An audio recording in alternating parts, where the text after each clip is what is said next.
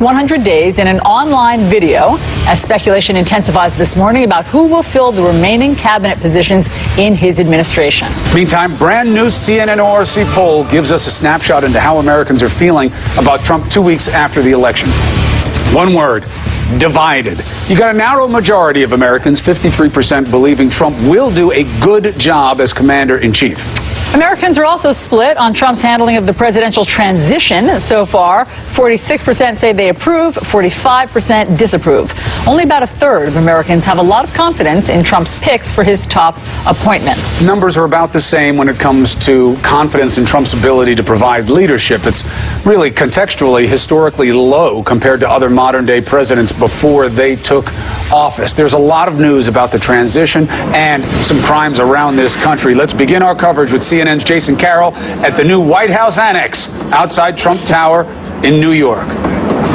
Good morning to you, Chris. 2 weeks and still no press conference from Trump. In comparison, President-elect Obama did his 3 days after the election. Even so, Trump did release that video that you mentioned, outlining what he's going to do in his first 100 days in office. All this as speculation continues to swirl over who's going to run his cabinet. Trump tweeting out just this morning that he's going to have what he called great meetings with people who could be running this country, he says, for the next 8 years. President-elect Donald Trump outlining what he intends to accomplish during his first 100 days in office, including a pledge to create jobs. On trade, I am going to issue a notification of intent to withdraw from the Trans-Pacific Partnership. I will cancel job-killing restrictions on the production of American energy, including shale energy and clean coal, creating many millions of high-paying jobs. And end corruption in Washington. As part of our plan to drain the swamp, we will impose a 5-year ban on executive officials becoming lobbyists after they leave the administration, and a lifetime ban on executive officials lobbying on behalf of a foreign government. But in a 2.5-minute video, Trump steering clear of some of his most controversial and biggest campaign promises, like building a wall on the Mexico border, repealing Obamacare, placing a ban on Muslims entering the United States, and no mention of deportations. On immigration, I will direct the Department of Labor to investigate all abuses of visa programs that undercut the American worker. This as Trump continues to parade cabinet and senior staff hopefuls past cameras again. Democratic Congresswoman Tulsi Gabbard slipping past cameras to meet with Trump. She's the second Democrat Trump has spoken with since the election. Gabbard is now under consideration for top jobs at the Defense Department, State Department, and the United Nations, according to a source. Trump also taking time to meet with executives and anchors from 5 television networks, including CNN, to address concerns about access. It was an off-the-record meeting. It was very cordial, very productive, genial, but it was also very candid and very honest. Meanwhile, Trump's team on the defensive, civil rights groups urging the president-elect to denounce the alt-right after white nationalists were captured on video cheering the president-elect in Washington. Hail Trump! Hail our people! Hail victory! And capitalizing on Trump's Make America Great Again slogan. For us as Europeans, it is only normal again when we are great again. Racism and anti-Semitism on full display, audience members giving a Nazi salute. Without denouncing the alt-right by name, Trump's transition team said in a statement, President-elect Trump has continued to denounce racism of any kind, and he was elected because he will be a leader for every American. And that statement not satisfying Trump's critics, who are unhappy and concerned about his choice of chief strategist Steve Bannon. Steve Bannon, as you know, Chris and Allison, the founder of Breitbart, and Bannon made it very clear that Breitbart was in part a platform for the alt-right. And in a separate situation, Trump, as you know, has had this very tense relationship with the press. Part of the reason why he had that meeting yesterday with media executives and anchors. And he continues to tweet about problems that he's been having with the New York Times. 3 tweets so far this morning about an interview he was supposed to have with the Times and apparently not happening now. He says, quote, "I canceled today's meeting with failing New York Times when conditions of my meeting were changed, quote, not nice." Then he had another 2 tweets also criticizing the Times. Seems like his tweeting not going to stop anytime soon. Chris, Allison?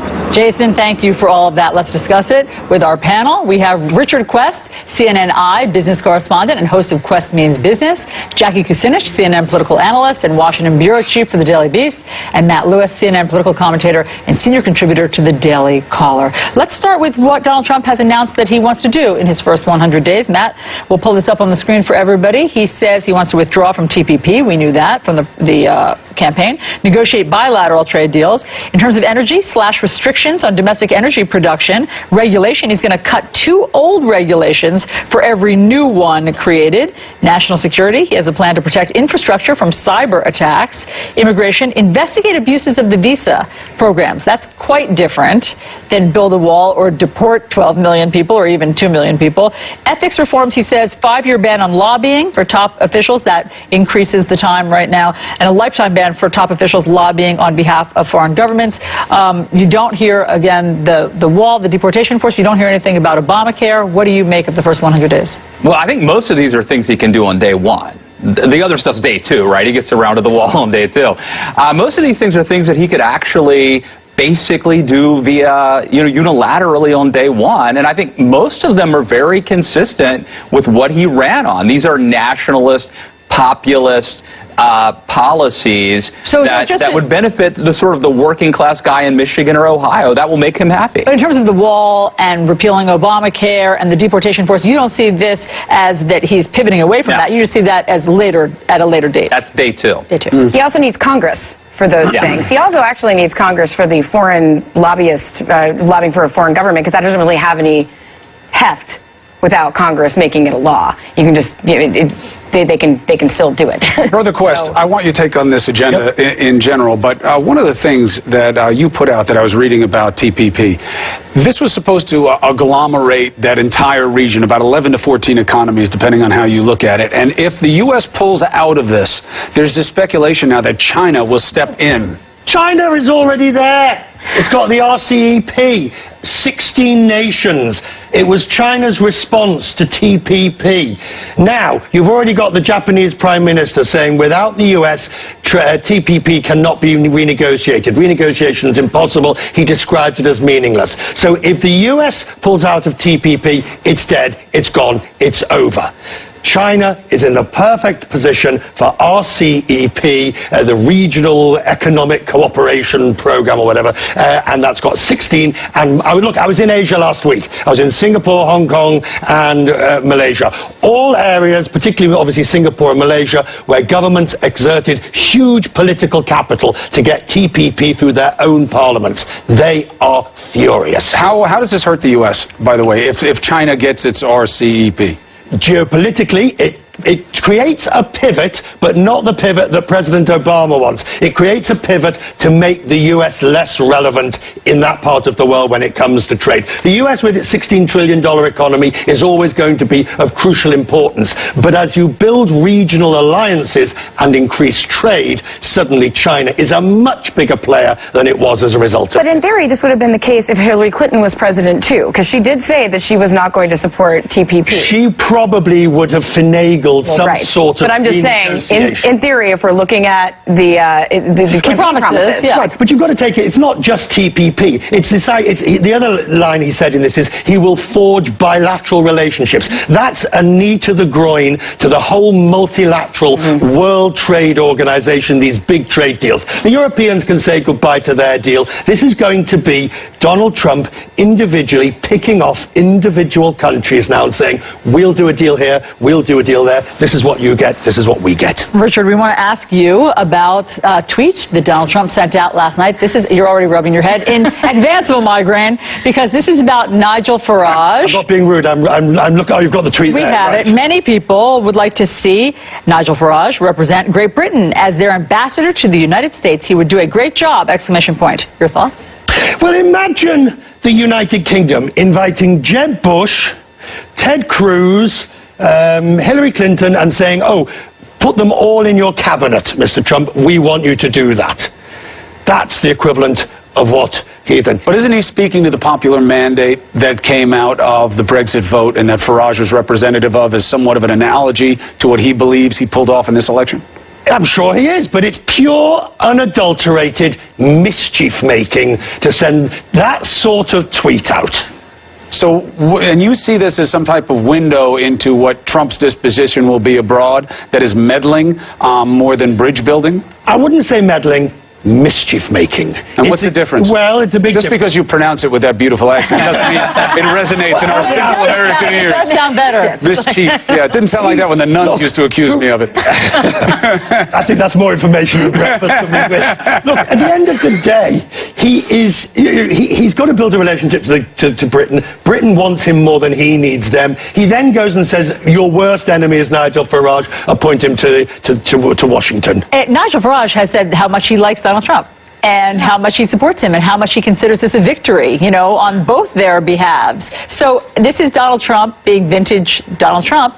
You support me. You put out a statement saying, what a victor I am. I say I like you. Yeah, and look, it makes sense because what happened with Donald Trump here in America, I do think is part of an international movement. And you see it in France with Le Pen, you see it in Great Britain with the Brexit vote. And his guy Bannon supposedly reached out or reportedly reached out to Le Pen to try and work together. I think they were ahead of the curve, for better or worse, in seeing that this is an international movement toward nationalism and populism. But look, it is incredibly inappropriate and presumptuous for our president to instruct a foreign government who they should set as their ambassador. Speaking of inappropriate, there's that New York Times piece today that says that Trump discussed wind farms with Nigel Farage. Well, he happens to have a wind farm that he doesn't like. Because of the noise when they're playing golf. He doesn't like the noise of the wind. At his resort in Scotland.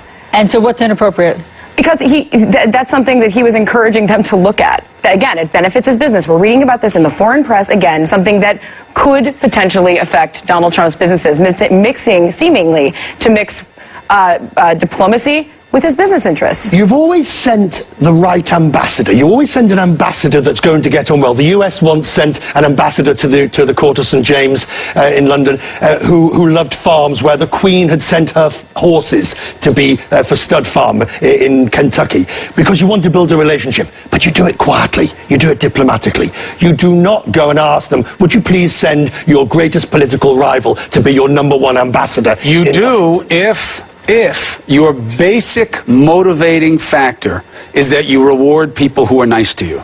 That is the only thing that explains Farage, based on what you're laying out, as that simple dynamic that has been offended by what Trump just said. It also is the only thing, to my mind, that explains his ignoring of the alt-right in this country. And by alt-right, I mean neo-Nazis raising their hand in the Tsarist salute and having these meetings. It can only mean to me, Matt, that if you are nice to Trump, he will ignore you because he calls out everybody by name specifically, or at least not do what he should do, which is denounce him by name. Otherwise, how do you explain these guys raising the Nazi signal? I mean, nothing unites Americans like their hate of hate. And he does not call them out by name, which he would do with Matt Lewis, Alison Camerata, the New York Times. Specific. If you're nice to him, then what you do is okay. Yeah, well, and I think that's sort of been the MO for Donald Trump for a long time is loyalty. I think he should be very explicit in condemning the alt-right. I don't know that he needs to mention specific people's names, but he certainly does it to, like, the New York Times. Just think about it. Obama got conference this weekend where they said Obama. He went after Obama. You won't say radical Islamic terror. You won't say it. You won't say it. And now he won't say these people's names who are holding up Nazi symbols. Well, it's going to be interesting, not to change the subject, but the larger theme about rewarding your friends and punishing your enemies. He's about to make a pick for Secretary of State. If he picks Mitt Romney, that sends a different message than if he picks Rudy Giuliani, and that might actually tell us a lot about whether or not you're right about that sense that it's all about being nice to him. That depends on whether the Secretary of State will have much power/influence in any administration, or ultimately will it be controlled within the tight loyalists? Panel? Thank you very much. Meanwhile, this news, Maryland Senator Ben Cardin voicing concerns over President-elect Donald Trump's future relations with Russia. What is he worried about? We'll ask him next.